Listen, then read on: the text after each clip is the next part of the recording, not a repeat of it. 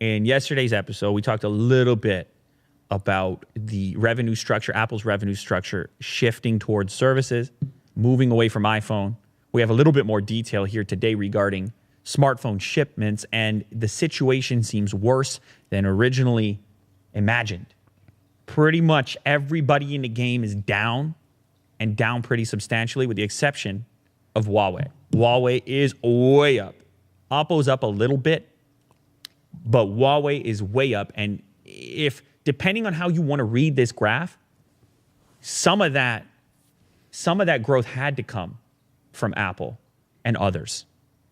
Because look at this, Huawei's up 50% in annual growth, and Apple is down 23%. Others are down 21%. Samsung is down 10%.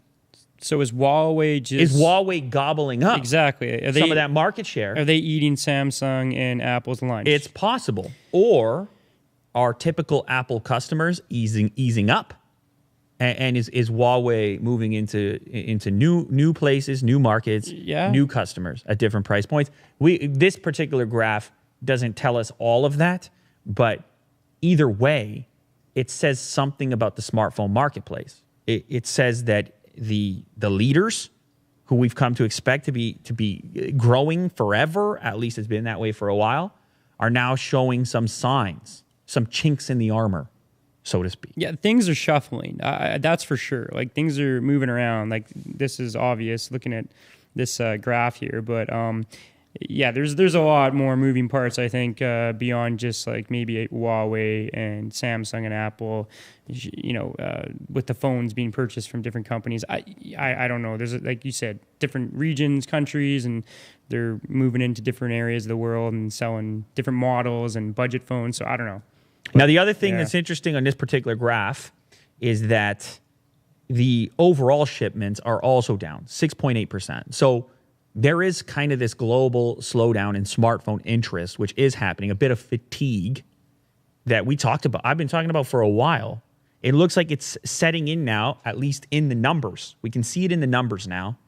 And it's the kind of thing where you can predict it if you're immersed in this stuff and you're looking at every smartphone that comes out and you're like, man, I don't know if people are going to be compelled to keep buying it, to upgrade. I don't know if these features are what people are looking for. Also, I don't know if people have the disposable income for the price points they've been expected to meet, the criteria that they got to meet. Because as we know, we're looking at Apple, we're looking at Samsung. You want to buy a phone from either of them two in the flagship territory, you got to bring your wallet. Right? And Huawei, for that matter. And Huawei, for that matter. Though Huawei, let's keep in mind, that encompasses other brands under the Huawei brand. True. Yeah. And more budget options as well. It's not just premium. Samsung, a little bit in the same boat.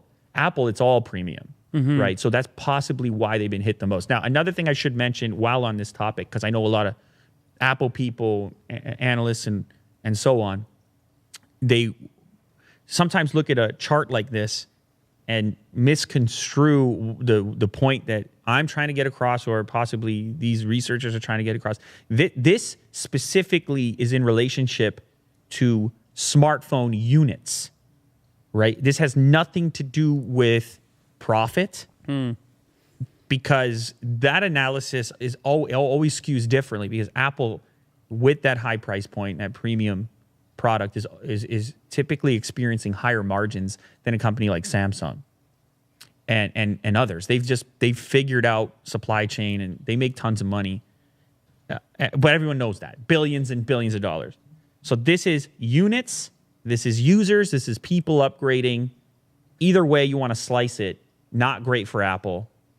Samsung at -10, they're not as much of a problem, but the others that are listed down below are in a similar boat to Apple. But Apple specifically, this number here is the reason why they made that major play into services that we talked about yesterday. That they have to change as a company, because the thing that they're currently selling, not that they're going to be dead, not that they're going to be gone, not that there's not a market for it, but the growth they've experienced in that product category appears to be less sustainable, or not completely sustainable forever. Yeah. Based on these figures here, if these are to be to be believed, which I have no reason not to believe them. Yeah, you're right. And you've said it before where, there's a lot more competition. Competition is healthy because the consumer eventually, hopefully, is the winner, right? Getting better products for less money. So, you know what, I got a question for you guys. Let's do our very own market test right now. We might as well because we have an audience here. If you're planning on getting a new smartphone within the next year, from this point forward, I'd like to know which smartphone are you considering, which brand in this list will be your next smartphone. We're going to do our very own Lou Later market study in the comments section. I'm curious.